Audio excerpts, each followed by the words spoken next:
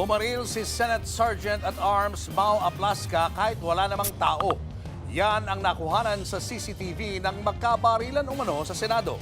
Pero giit ni Aplasca, spliced o putol o edited daw ang video.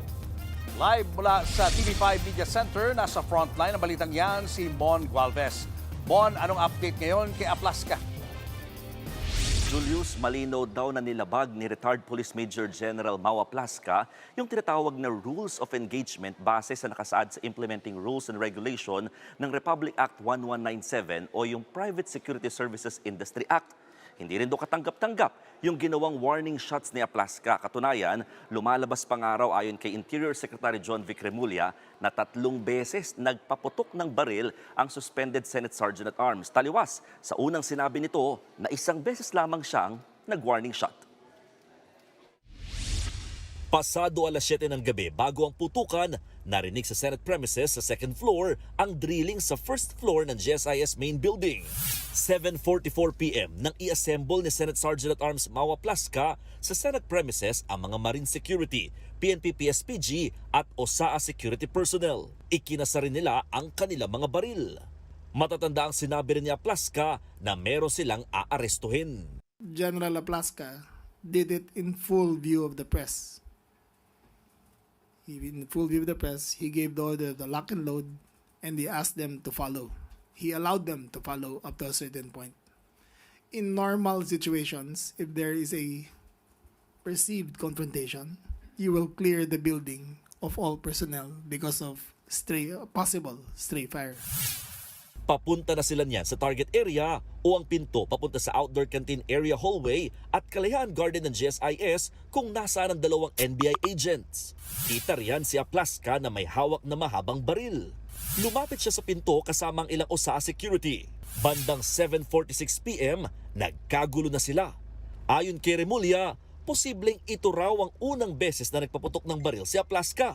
We assume that this is the first time shots were fired by General Aplasca. Ilang saglit lang, namatay ang ilaw sa lugar at nagsiatrasa ng ilan sa kanila. Pumorma ulit si Aplasca at binaril ang bintana. Mind you, there was nobody there. There was no shots being fired at them. Sinundan ulit yan ng putok ng baril ng isa sa mga kasamahan ni Aplasca. Sa labas naman, makikitang kumubli ang NBI agent at saka nagpaputok ng cover fire. Eto pa, si Aplasca 3 beses daw nagpaputok ng baril. The agent identified himself as NBI. Shortly thereafter, he fired 3 shots into the, not exactly to the direction, but 3 shots towards the to the vicinity of the NBI agent. Take note that the cover fire was because he was under the impression that he was under attack. Taliwas yan sa nauna niyang mga sinabi. Ilan po ang inyong pinaputok, General? Isa po, Ted. Ang warning shot po, Ted, sa aking experience, isa lang po. Isa lang. Wala pong warning shot na more than 1. Ayon pa sa PNP, lumalabas sa investigasyon na karamihan ng tama ng baril sa bintana ay galing mismo sa Senado o mula sa kampo ni Aplasca. On the outside, wala tayong makikitang bullet hole going inside the building. Okay, so and per our ballistics examination, those 44 fired cartridges came from four firearms. So meaning, meron tayong 4 na shooter. Dahil sa mga nakalap na ebidensya, tinabla ni Remulla ang sinabi noon ni Senate President Alan Peter Cayetano na under attack ang Senado noong May 13. For the record, all evidence points that there was no attack on the Senate. Pero ayon naman kay Aplasca, spliced ang mga video. We are preparing the complete videos. Kasi what they did, they spliced the videos and they just selected the videos that will support their narrative. And I think it's not correct. What type of narrative are you saying? Yung sabi nila walang attack. We will show you. Bigyan mo kami ng konting panahon. Sagot naman dyan ni Secretary Remulla. Not at all. May timestamp naman lahat eh. So it couldn't have been spliced. Those were direct from CCTV cameras of the Senate, their servers, And hindi pwedeng splice yun dahil may timestamp lahat.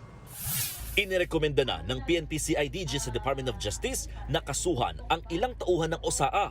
Kabilang na ang sinuspending hepe na si retired Police Major General Mau Aplasca. Very clear naman po sa investigation natin na there was no attack sa Senate. Wala pong intent.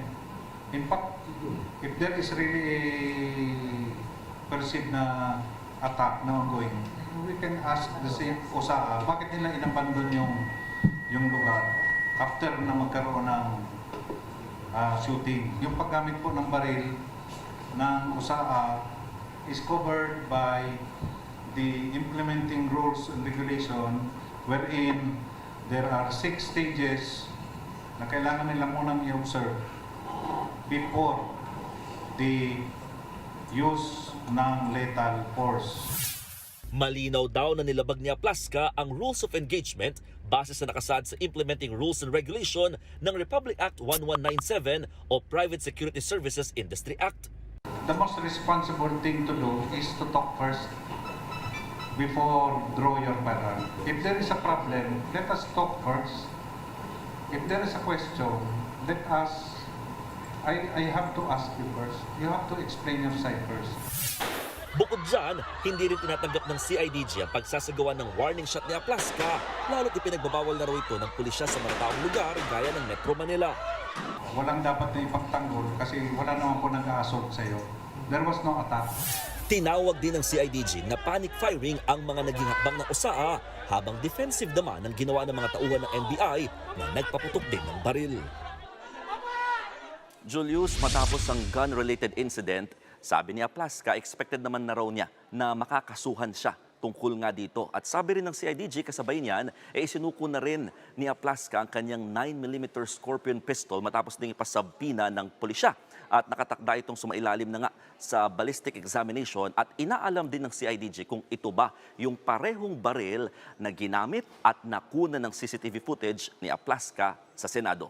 Julius. Mon, gusto lang nating linawin, sabi ni Aplasca, spliced ang video. Putol-putol ba ang mga CCTV na ipinakita? At alin sa portion ng footage ang tinutukoy niya na spliced?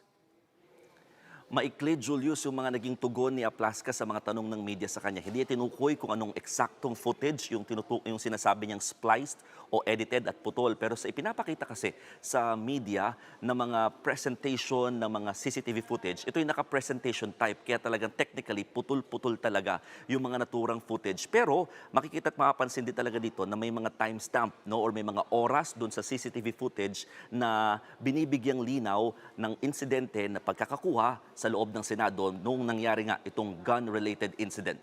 Julius. Mon, sa dami ng mga nakita natin, ng mga armadong lalaki sa loob ng Senado nang mangyari itong putukan na ito, bakit 3 lang mula sa OSAA ang pinakakasuhan ng PNP-CIDG? Tama ka dyan, Julius. No? For now, 3 pa lamang yung pinaka-nire-recommenda talaga ng PNP-CIDG na makasuhan ng Department of Justice kaugnay nga dito sa nangyaring insidente sa loob ng Senado. Sila kasing 3, kasama na nga si retired Police Major General Aplasca, ay kabilang sa mga natukoy na nagpaputok ng baril nung mangyari nga yung insidente noong May 13. Pero ang sinasabi ng CIDG, patuloy pa rin naman daw silang nag-iimbestiga, lalo't halos 10 sa mga OSAA members ang kanilang hinihingan ng panig at pahayag patungkol nga sa nangyaring insidente. Kasama rin kasi dito yung mga nagbigay daw ng wrong information kay Aplasca patungkol sa nangyayaring kaguluhan doon sa Senado na maaaring masampahan naman daw ng kasong administratibo. Julius. Maraming salamat, Mon Gualvez. Mga kapatid, Julius Babaw po. Para sa komprehensibo at makabuluhang balitaan at talakayan, mag-follow at mag-subscribe na sa social media pages ng News 5.